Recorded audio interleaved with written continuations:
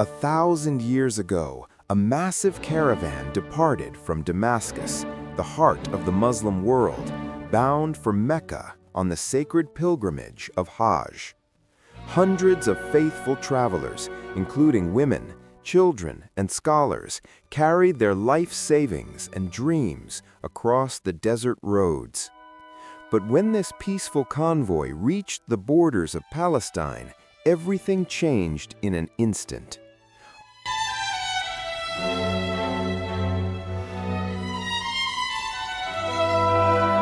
A ruthless warlord attacked without warning, slaughtering pilgrims, stealing their wealth, and brutalizing anyone who resisted.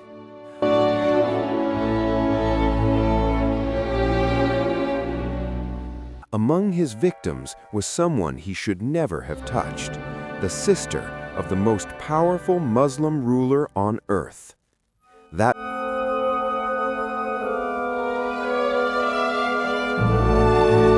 ruler's name? Sultan Salahuddin Ayyubi.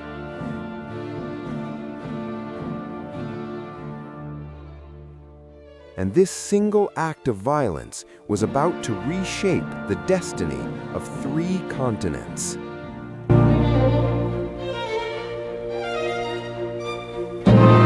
To understand why this story shook the medieval world,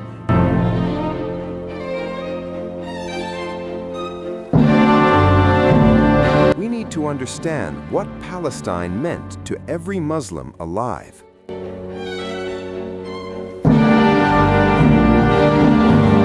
Jerusalem wasn't just another city, it was the 3rd holiest site in Islam.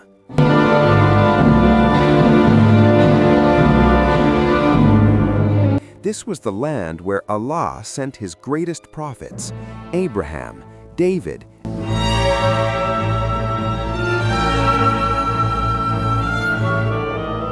and Jesus, peace be upon them all.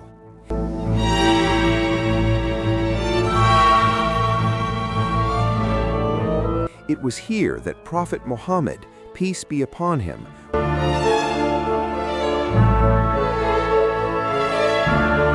was miraculously transported in a single night from Mecca to lead all previous prophets in prayer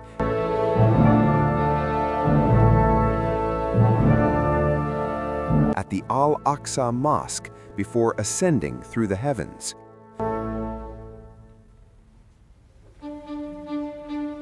But when Islam was still growing, Palestine remained under the control of the mighty Byzantine Roman Empire,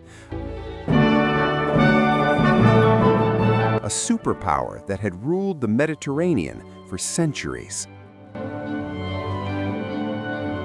The Prophet Muhammad had prophesied that one day Muslims would liberate the city of prophets. And that prophecy was about to come true in the most extraordinary way. Chapter 2: The First Islamic Conquest. After Prophet Muhammad's death, the first caliph Abu Bakr launched campaigns that shattered both the Byzantine and Persian empires.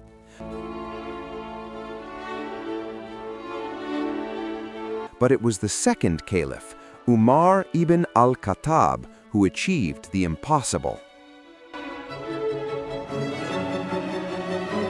Muslim armies surrounded Jerusalem completely.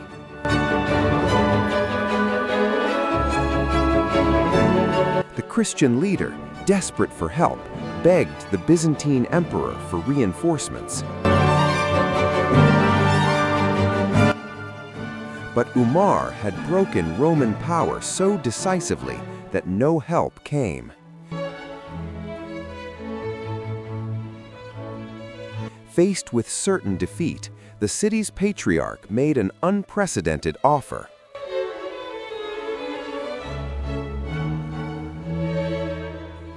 If Caliph Umar comes to Jerusalem personally, I will surrender the city without bloodshed. When this news reached Medina, Umar immediately appointed Ali ibn Abi Talib as his deputy and set out for Jerusalem himself. What happened next became legendary.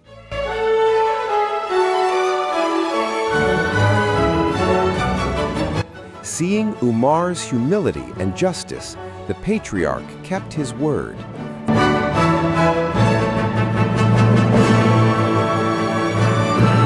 For the first time in history, Muslims entered the city of prophets without spilling a single drop of blood.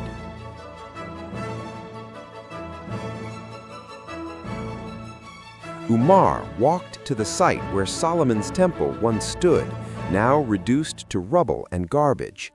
He cleaned it with his own hands and built a simple wooden mosque.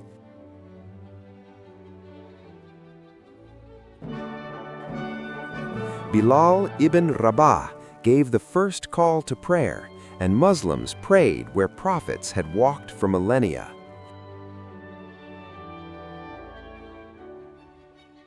That humble mosque would later become the magnificent Al-Aqsa Mosque we know today. Chapter 3: The Fracture.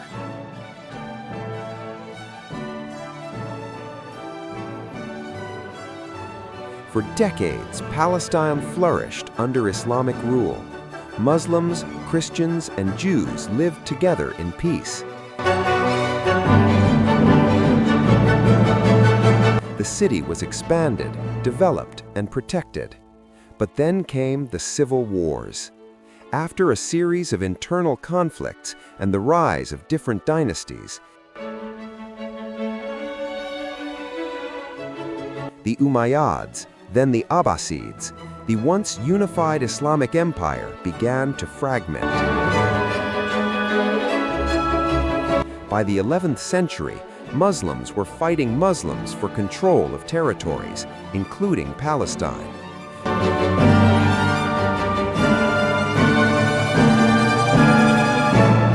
Two powerful Muslim empires, the Seljuks and the Fatimids, were tearing each other apart over who would control the Holy Land. Jerusalem, the crown jewel of the Islamic world, was being weakened by Muslim infighting.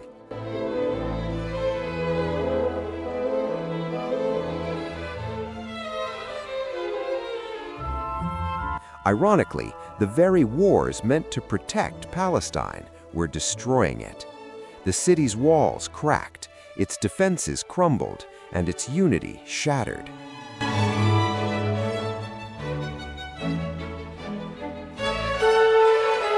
Far away in Europe, someone was watching these Muslim civil wars very carefully. Chapter 4: The Crusades began.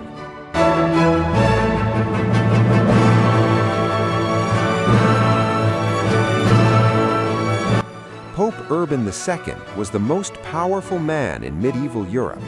Kings bowed before him, and millions considered him God's representative on earth.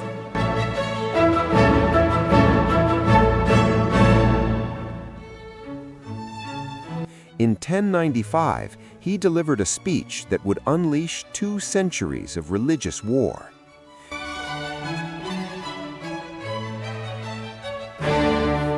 People of Europe, any Christian who joins this holy war will have all past sins forgiven and will go directly to paradise.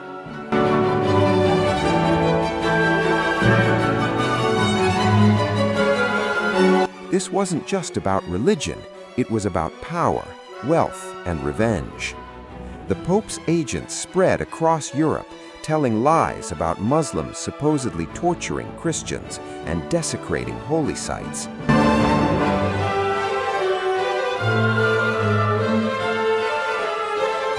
They claimed that Muslim armies had turned Christian churches into stables for horses and dogs.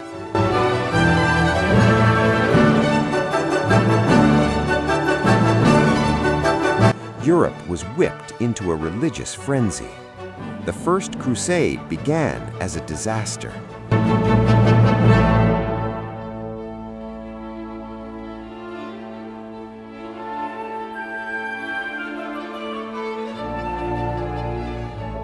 a poor farmer with a donkey convinced 20,000 untrained peasants to march towards Palestine with nothing but axes, hammers, and shovels.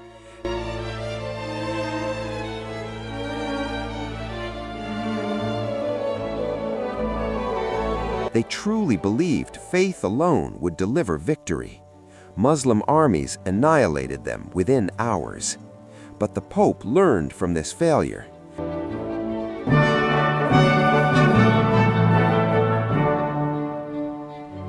The following year, he assembled a professional army of 150,000 trained warriors, the largest military force Europe had ever created.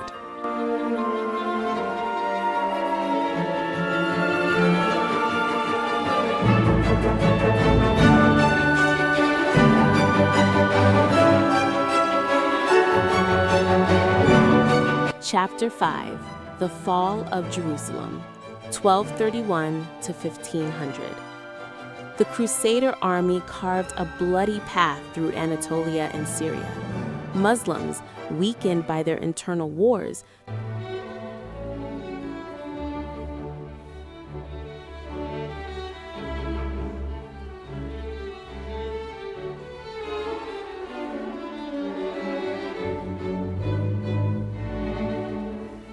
couldn't mount unified resistance.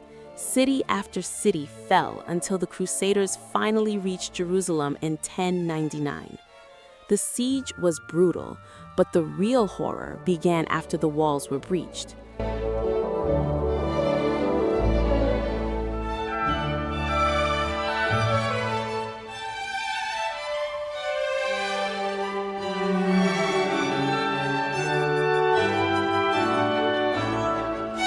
What followed was one of history's darkest massacres. The Crusaders slaughtered 100,000 Muslims in just 10 days. Men, women, children, scholars, everyone.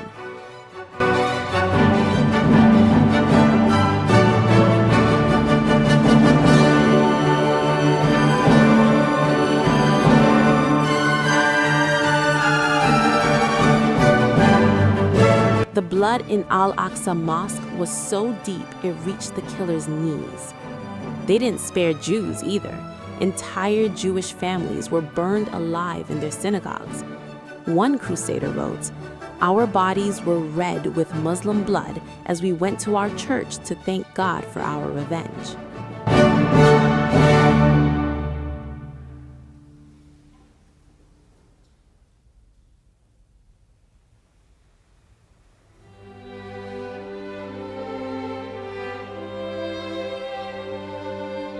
The same Jerusalem that Caliph Omar had liberated without spilling blood was now drowning in it.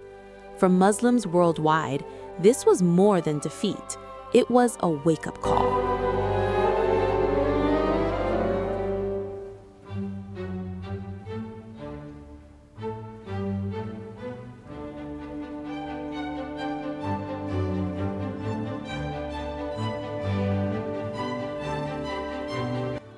Chapter 6, The Rise of Salahuddin, 1501 to 1830. Decades passed. Muslim leaders tried and failed to retake Jerusalem. Many who dared to organize resistance were mysteriously assassinated by a secret organization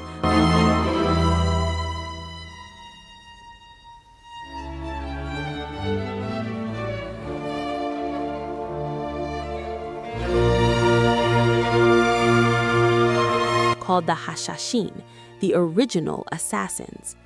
Then, during one of these endless conflicts, a Muslim commander was forced to flee his city. During the dangerous journey to exile, his wife gave birth to a son. Instead of celebrating, the bitter father declared,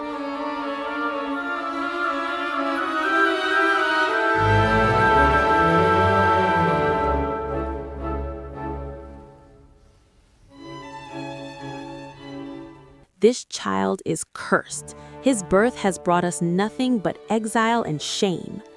A friend stopped him from abandoning the infant. "Don't blame this innocent child. Let him live. Perhaps one day he'll restore your honor and become a great king.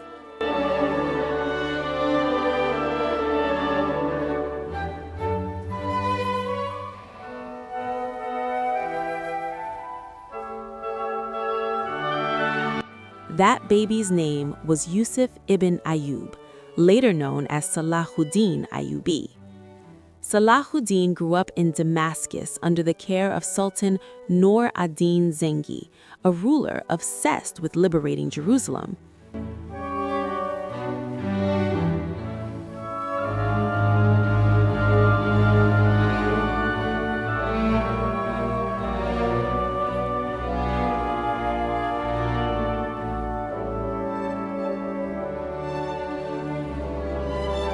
Nur ad-Din brought the greatest Islamic scholars to Damascus, specifically to educate the next generation about heroes like Prophet Muhammad, Abu Bakr, Umar, Uthman, and Ali. Young Salahuddin absorbed these stories deeply.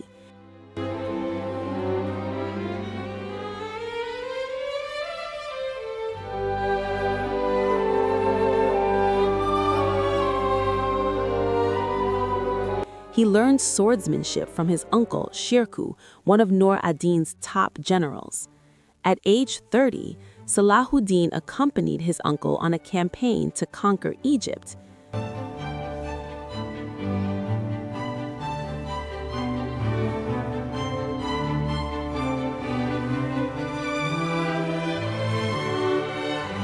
When Shirkuh died suddenly after their victory, the army commanders unanimously chose 32-year-old Salahuddin as the new governor of Egypt.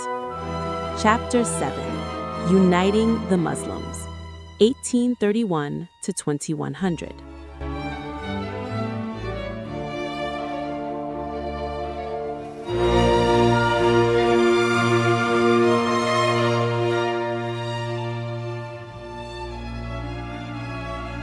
When Nur ad-Din died unexpectedly, his empire nearly collapsed into civil war.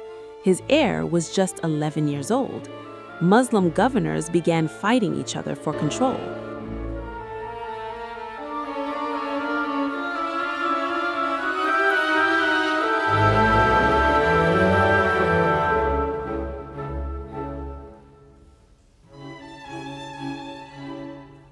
Nur ad-Din's widow sent a desperate letter to Salahuddin. "The dream of liberating Jerusalem will die unless you save us from these power-hungry traitors." Salahuddin's response was swift and decisive.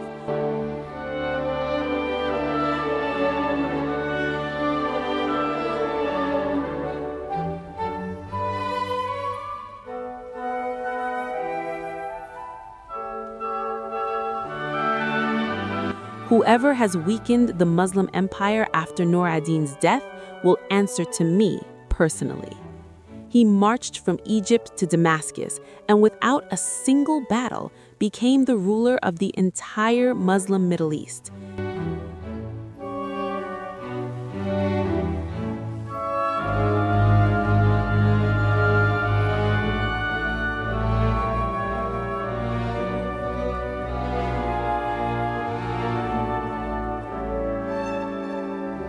He was just 37 years old. For the next several years, Salahuddin focused not on Jerusalem, but on uniting the fractured Muslim world. He ended civil wars, established justice, and prepared a generation of Muslim youth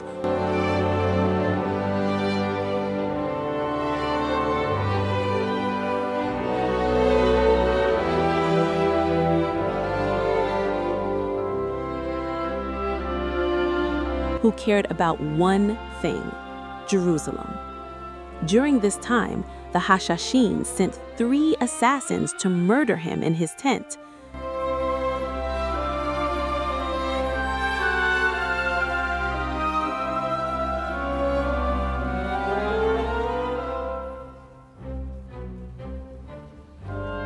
Though wounded, Salahuddin survived and systematically destroyed their mountain fortresses.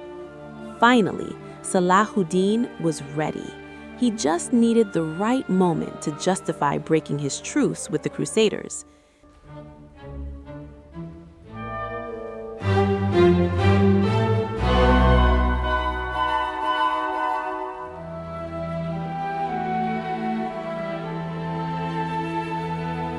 That moment came when Reinald Chatillon, the same brutal warlord from our opening story, attacked another Muslim caravan, stealing everything and torturing pilgrims.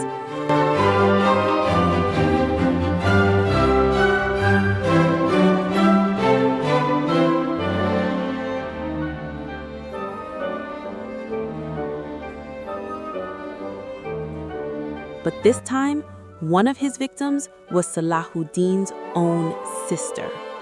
When a survivor brought news of the attack to Damascus, Salahuddin sent Reinald a message demanding the immediate release of all prisoners.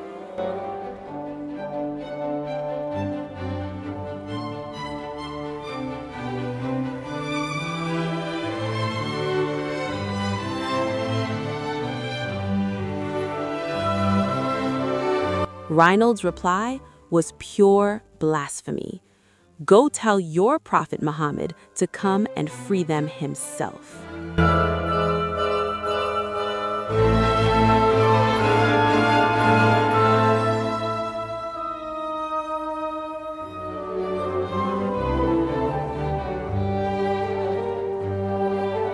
That was the last mistake Reinald would ever make. Salahuddin swore an oath, "I will cut off Reinald's head with my own hands."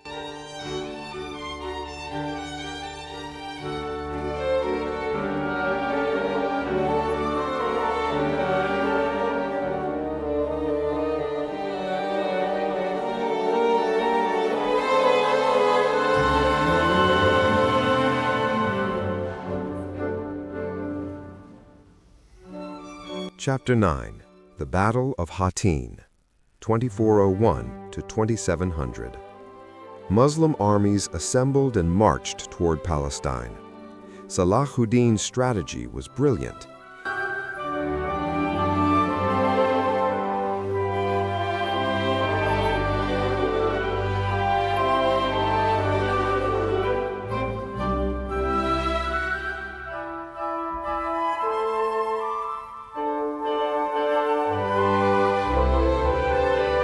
He besieged a fortress near the Sea of Galilee, knowing the Crusaders would have to cross a scorching desert in July to reach the battle.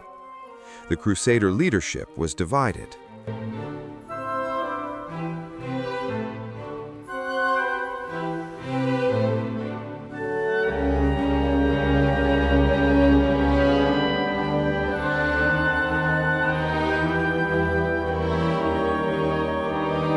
Wise generals advised waiting for Salahuddin to come to them, but Reinald and his allies demanded an immediate attack. "God is with us. We'll drink from the lake when we reach it."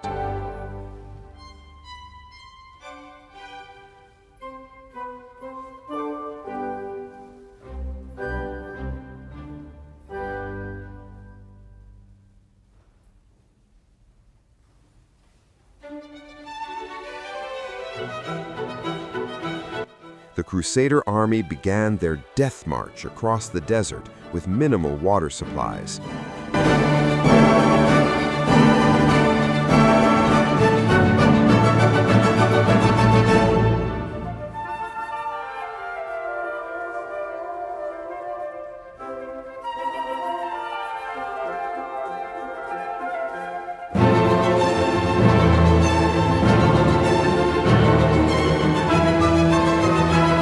For days, they trudged through the heat, sustained only by the hope of reaching that distant lake.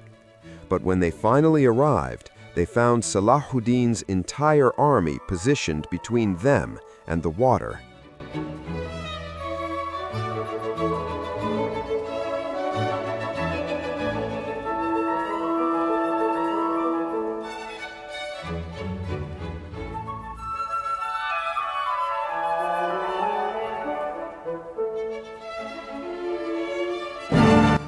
Thirsty, exhausted, and desperate, the Crusaders attacked. The Battle of Hattin became one of the most decisive victories in medieval history.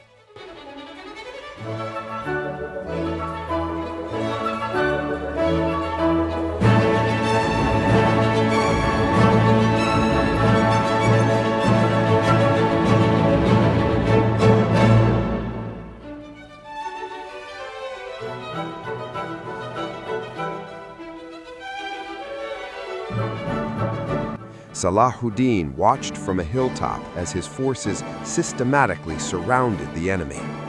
When his son excitedly announced they were winning,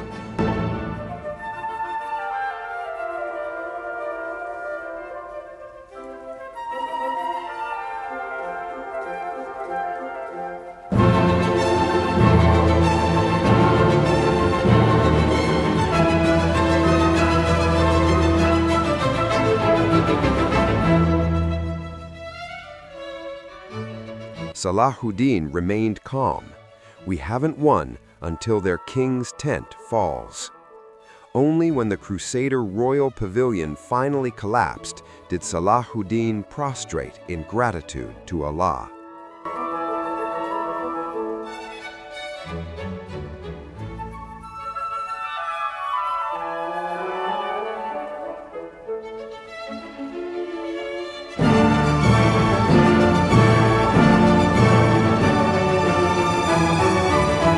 Chapter 10, The Liberation of Jerusalem, 2701 to 3030. Among the prisoners were the Crusader king and Reynold of Chatillon himself.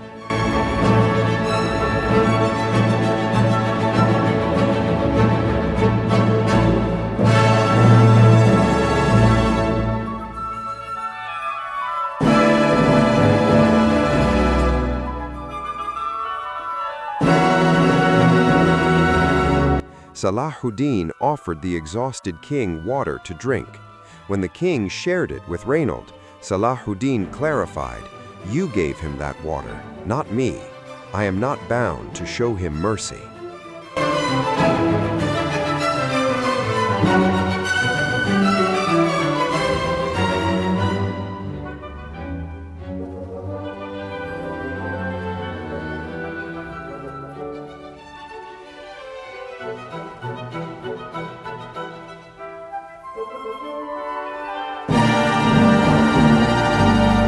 Even then, Salahuddin offered Reynold a chance. "Convert to Islam and I will spare your life." When Reynold refused, Salahuddin fulfilled his oath and executed him personally.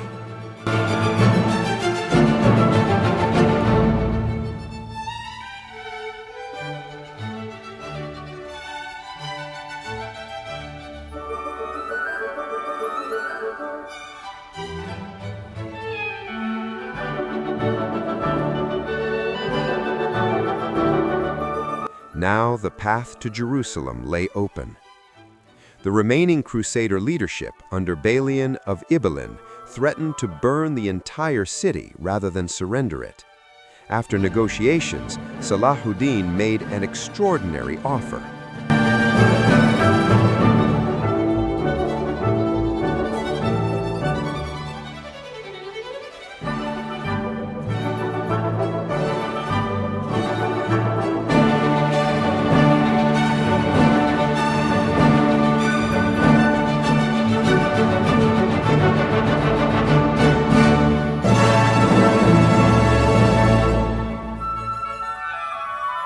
"I will spare every Christian in Jerusalem. I will protect every church. Anyone who wishes to leave may do so by paying a small tax." Balian was stunned. This was the exact opposite of what Crusaders had done 88 years earlier.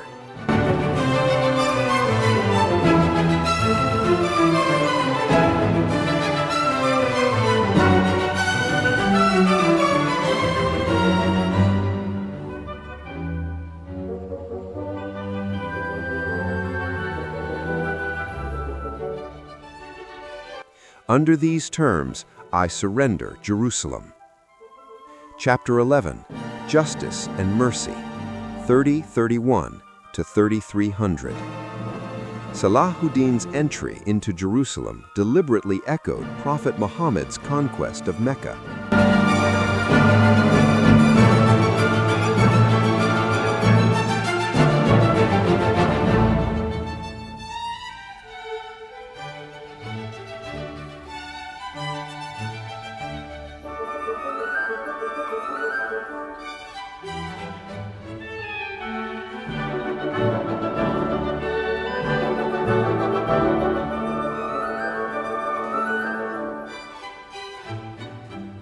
Just as the Prophet had forgiven his former enemies, Salahuddin pardoned the Christians who had occupied the holy city for nearly a century.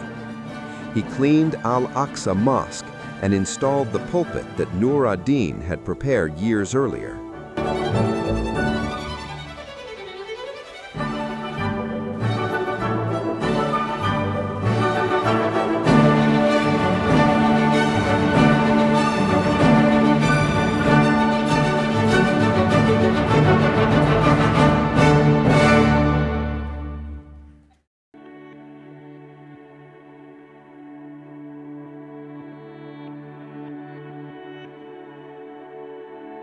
After 88 years of silence, the call to prayer echoed through Jerusalem once again.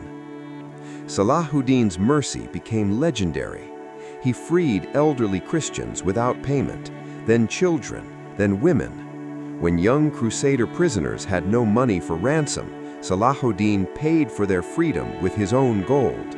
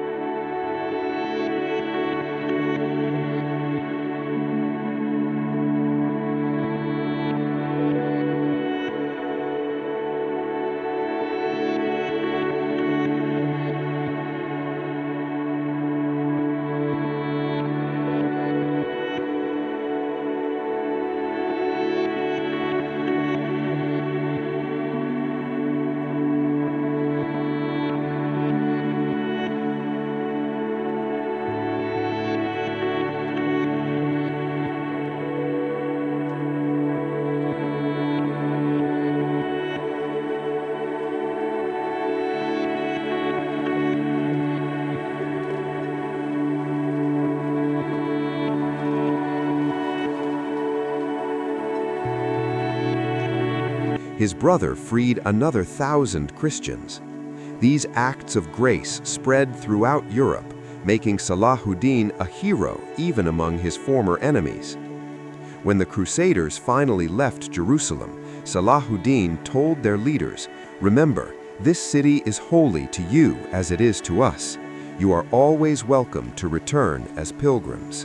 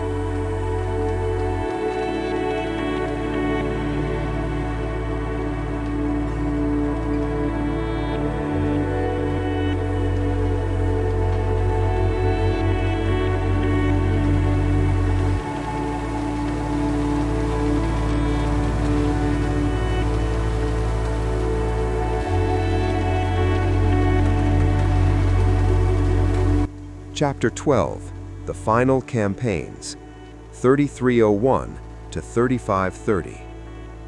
News of Jerusalem's fall devastated Europe. The Pope supposedly died of shock. A new Pope imposed the Saladin tax, 10% of every European's income, to fund revenge.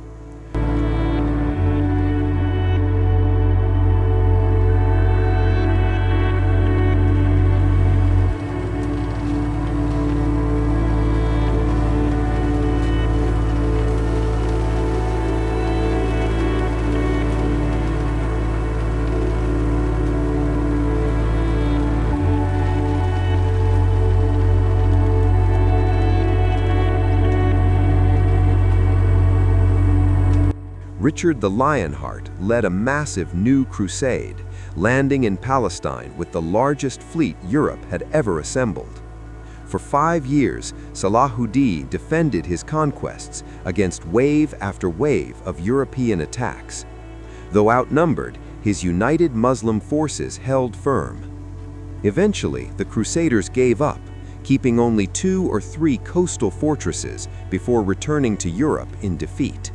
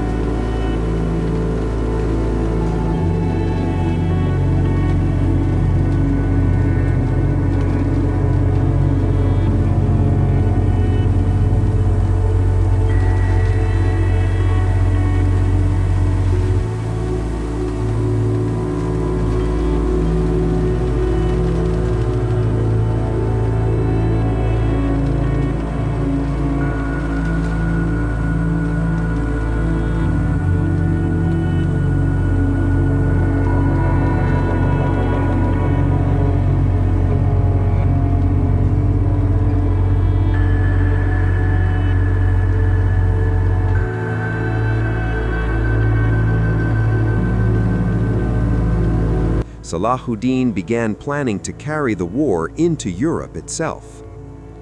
Closing. Legacy. 3531 to 3700. But just 1 year later, in 1193, Salahuddin fell ill and died at age 55.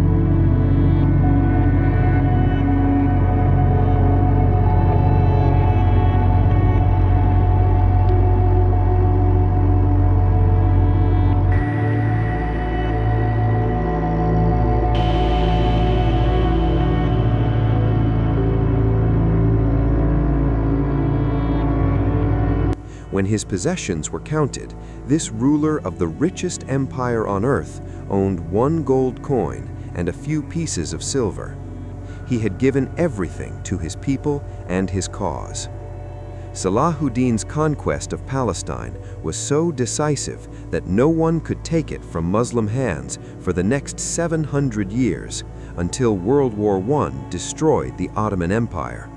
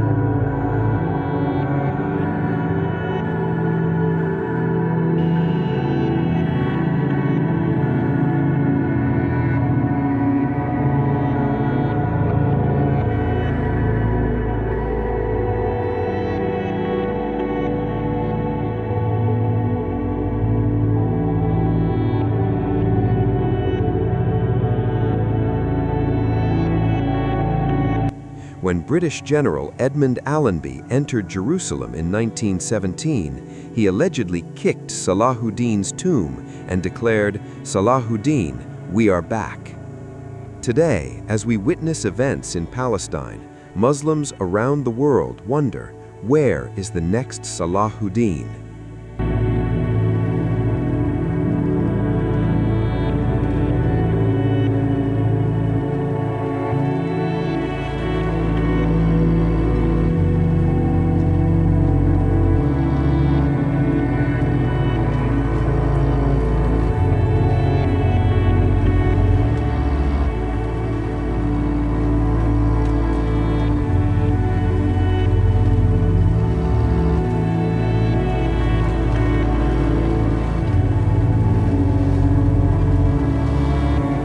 History teaches us that when Muslims unite behind justice and mercy, as they did under Umar ibn al-Khattab and Salahuddin Ayyubi, they become unstoppable.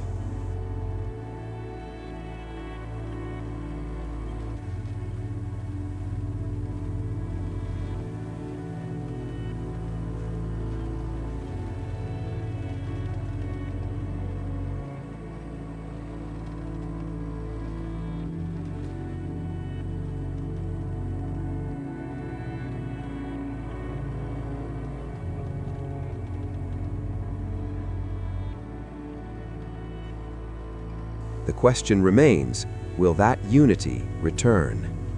Subscribe for more untold stories that changed the world.